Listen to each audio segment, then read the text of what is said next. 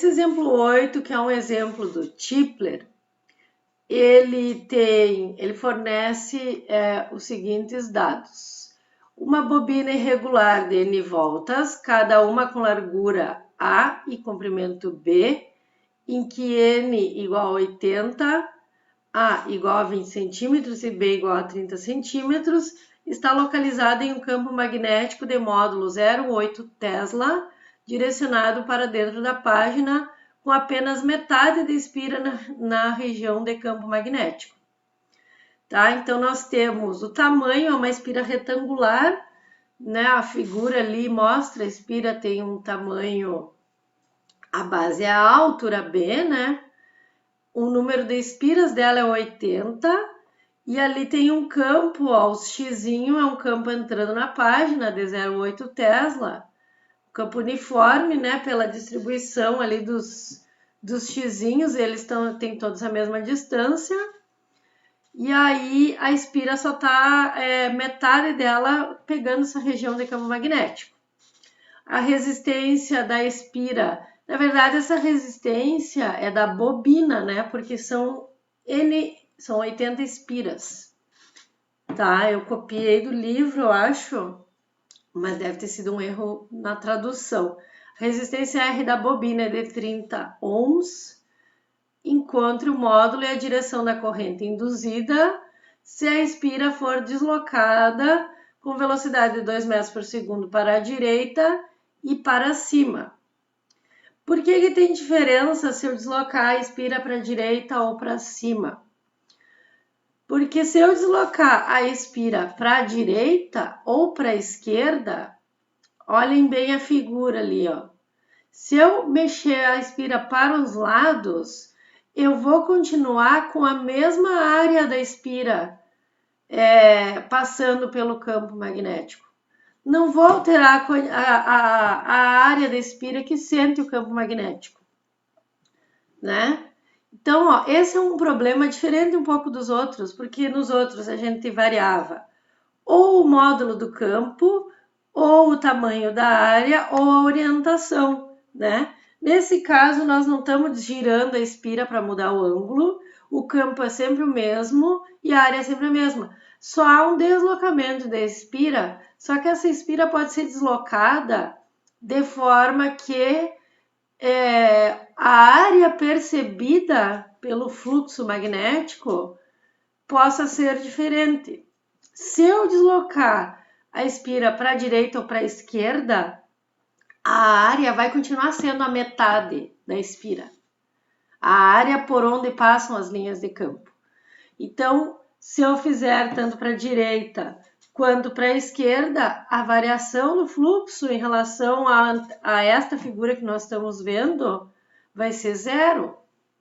Então, não vai mudar nada, né? Em termos de indução, não vai haver corrente induzida, não vai haver força eletromotriz induzida, porque vai ter a mesma área passando, sentindo o campo magnético que está entrando na página.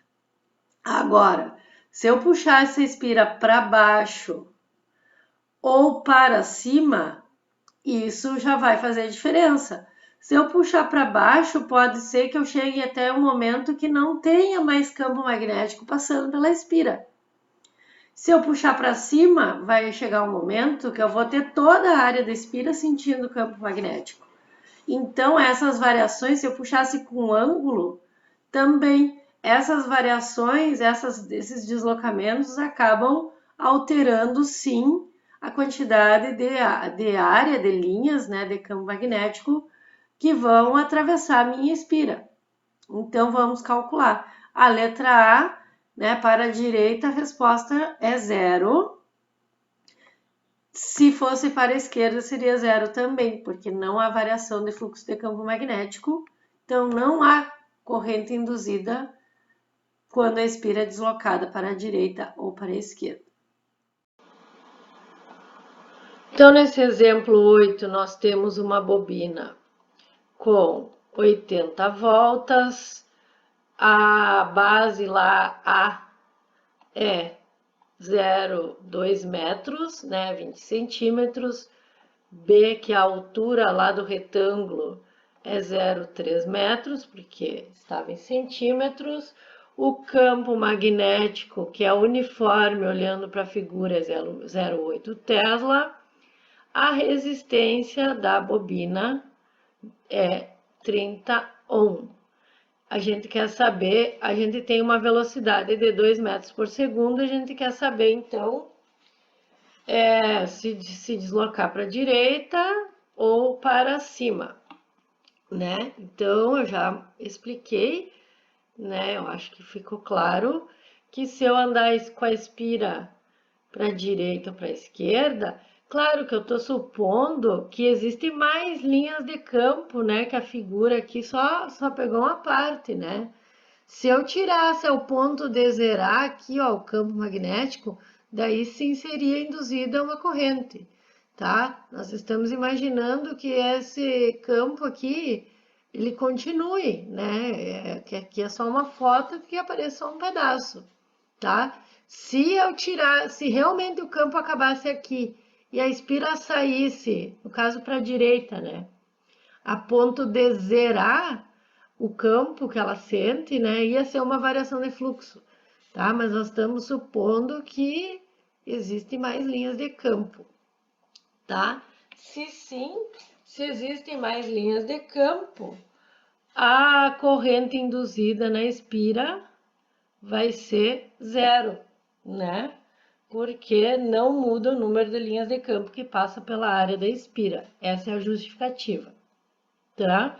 Letra B. Para cima, quando eu deslocar a minha espira para cima, vou ter a velocidade dela para cima, o que vai acontecer? Se eu quero calcular a corrente, eu tenho que calcular a corrente depois que eu calculo a força eletromotriz, né?